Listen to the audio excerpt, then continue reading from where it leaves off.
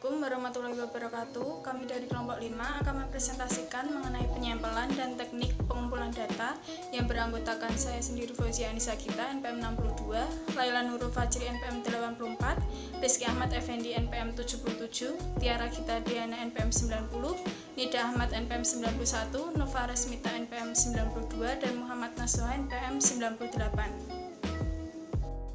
Adalah sebagian dari populasi. Sampel terdiri atas sejumlah anggota yang dipilih dari populasi. Dengan kata lain, sejumlah tapi tidak semua elemen populasi akan membentuk sampel. Misalnya, apabila 200 anggota diambil dari populasi 1000 pekerja kerah biru, 200 anggota tersebut menjadi sampel untuk penelitian, yaitu dari studi terhadap 200 anggota tersebut, peneliti akan menarik kesimpulan mengenai seluruh populasi 1000 pekerja kerah biru. Jadi, sampel adalah subkelompok atau sebagian dari populasi. Dengan mempelajari sampel, peneliti akan mampu menarik kesimpulan yang dapat digeneralisasikan terhadap populasi penelitian. Selanjutnya yaitu pengambilan sampel. Pengambilan sampel atau sampling adalah proses memilih sejumlah elemen secukupnya dari populasi, sehingga penelitian terhadap sampel dan pemahaman tentang sifat atau karakteristiknya akan membuat kita dapat mengeneralisasikan sifat atau karakteristik tersebut pada elemen populasi. Karakteristik populasi mu atau rata hitung populasi, O atau standar deviasi populasi, dan O kuadrat atau varian populasi disebut sebagai parameter populasi. Tendensi sentral, dispersi, dan statistik lain dalam sampel penelitian diperlakukan sebagai perkiraan tendensi sentral, dispersi, dan parameter lain dari populasi.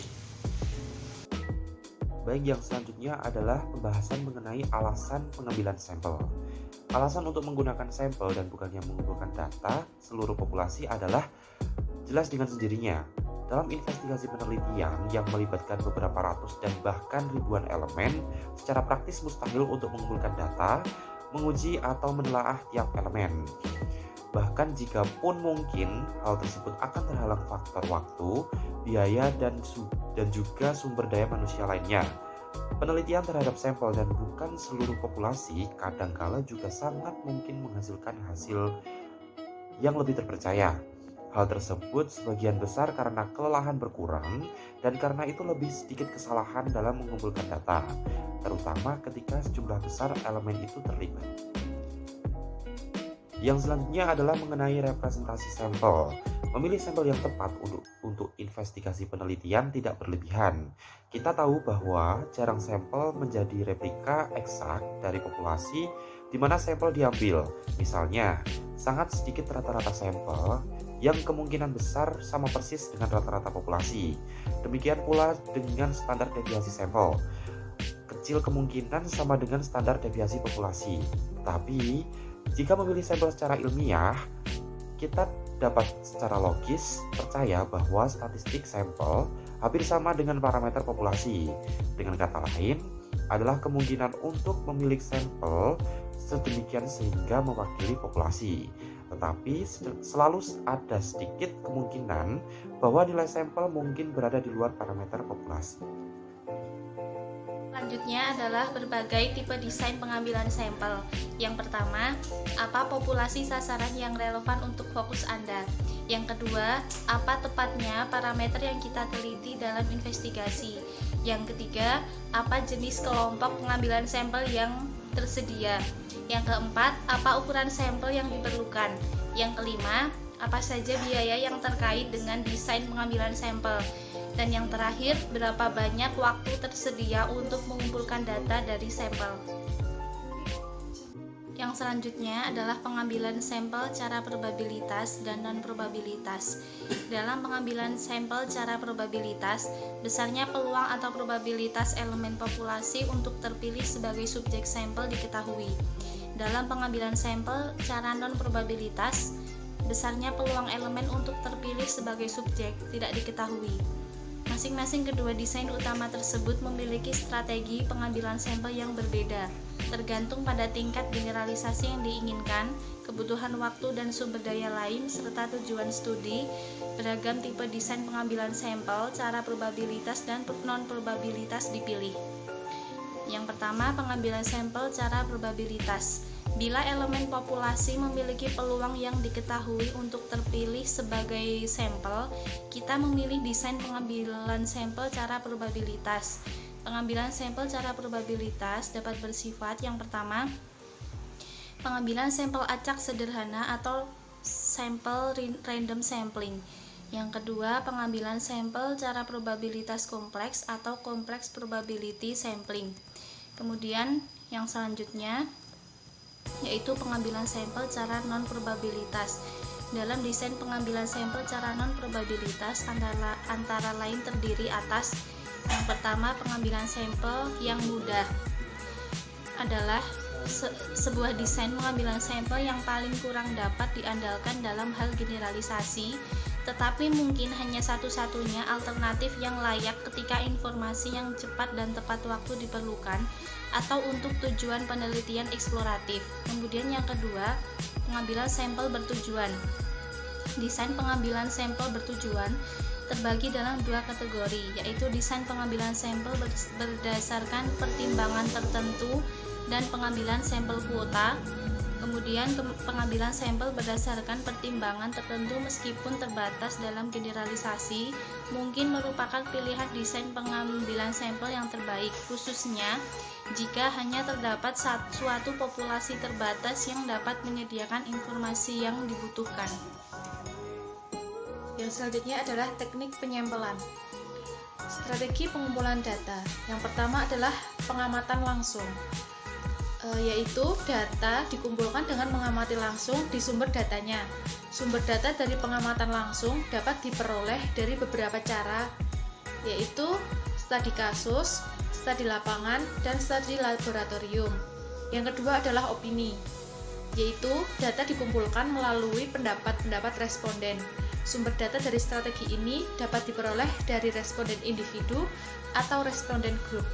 Yang ketiga adalah arsip, yaitu data dikumpulkan dari catatan atau basis data yang sudah ada. Sumber data strategi ini adalah data primer dan data sekunder. Yang keempat adalah strategi analitikal. Strategi ini tidak menggunakan data kuantitatif, tetapi prinsip atau hipotesis dibuktikan dengan menggunakan logik matematik periset. Untuk teknik pengumpulan data, strategi pengamatan langsung bisa menggunakan cara observasi, wawancara, studi waktu dan gerak, eksperimen, dan simulasi. Untuk strategi opini, menggunakan cara survei dan Delphi. Strategi arsip bisa menggunakan cara analisis isi dan basis data. Dan untuk yang strategi analitikal bisa menggunakan cara model matematik. Selanjutnya adalah data dan pengumpulan data. Pengertian data. Data adalah suatu fakta atau kenyataan-kenyataan atau informasi yang didapatkan dari hasil pengukuran sesuatu. Bisa dalam bentuk angka-angka atau kata-kata yang akan digunakan sebagai bahan analisis sebuah penelitian. Pengumpulan data. Arah yang digunakan oleh peneliti untuk mengumpulkan data atau informasi serta fakta pendukung yang ada di lapangan untuk keperluan penelitian. Pentingnya desain pengambilan sampel dan ukuran sampel. Bila desain pengambilan sampel yang tepat tidak digunakan, ukuran sampel yang besar tidak akan berpengaruh dalam dirinya sendiri. Memungkinkan temuan untuk digeneralisasikan pada populasi. Demikian pula, kecuali ukuran sampel memadai untuk tingkat ketelitian dan keyakinan yang diinginkan. Tidak ada desain pengambilan sampel, betapapun lengkapnya, yang akan berguna bagi peneliti untuk memenuhi tujuan studi. Karena itu, keputusan pengambilan sampel harus mempertimbangkan desain sampel dan ukuran sampel. Tetapi ukuran sampel yang terlalu besar, katakanlah lebih dari 500, juga dapat menjadi masalah karena kita akan rentan terhadap kesalahan tipe 2, yaitu kita akan menerima temuan penelitian ketika secara fakta seharusnya kita menolaknya. Dengan kata lain, dengan ukuran sampel yang terlalu besar, bahkan yang lemah, katakanlah korelasi 0,10 antara dua variabel dapat mencapai tingkat signifikan, dan kita akan cenderung percaya bahwa hubungan signifikan yang ditemukan dalam sampel adalah benar-benar berlaku dalam populasi. Sebaliknya, pada sebenarnya tidak demikian. Jadi, ukuran sampel yang terlalu besar atau kecil tidak akan membantu proyek penelitian. Yang selanjutnya yaitu tujuan utama analisis data. Dalam analisis data, kita memiliki 3 tujuan. Yang pertama yaitu mendapatkan perasaan terhadap data atau feel of the data. Perasaan terhadap data akan memberi ide tentang seberapa baik skala yang dibuat, seberapa baik pengkodean dan pemasukan data yang dilakukan, dan seterusnya.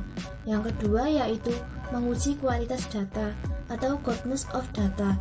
Menguji ketepatan data dapat dilakukan dengan memasukkan data untuk analisis faktor, memperoleh alpha converge atau kendala belah dua pengukuran, dan seterusnya. Yang ketiga yaitu menguji hipotesis penelitian. Pengujian hipotesis dicapai dengan memilih menu program peranti lunak yang sesuai. Untuk menguji setiap hipotesis dengan menggunakan uji statistik yang relevan. Hasil pengujian tersebut akan menentukan apakah hipotesis terbukti atau tidak. Selanjutnya yaitu menguji ketepatan data. Kita sekarang dapat menguji dan mengukur validitas. Pengukuran atau keandalan dibuktikan dengan menguji konsistensi dan stabilitas. Konsistensi menunjukkan seberapa baik item-item yang mengukur sebuah konsep bersatu menjadi sebuah kumpulan. Alpha converge adalah keberhasilan yang menunjukkan seberapa baik item dalam suatu kumpulan secara positif berkorelasi satu sama lain. Alpha converge dihitung dalam hal rata-rata interkorelasi antar item yang mengukur konsep. Semakin dekat alpha converge dengan 1, semakin tinggi pelanggaran internal.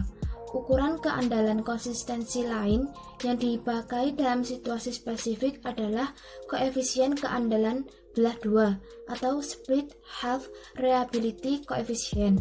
Karena koefisien ini mewakili korelasi antara dua bagian dari satu kumpulan item, koefisien yang dihasilkan akan bervariasi tergantung pada bagaimana skala di belahan.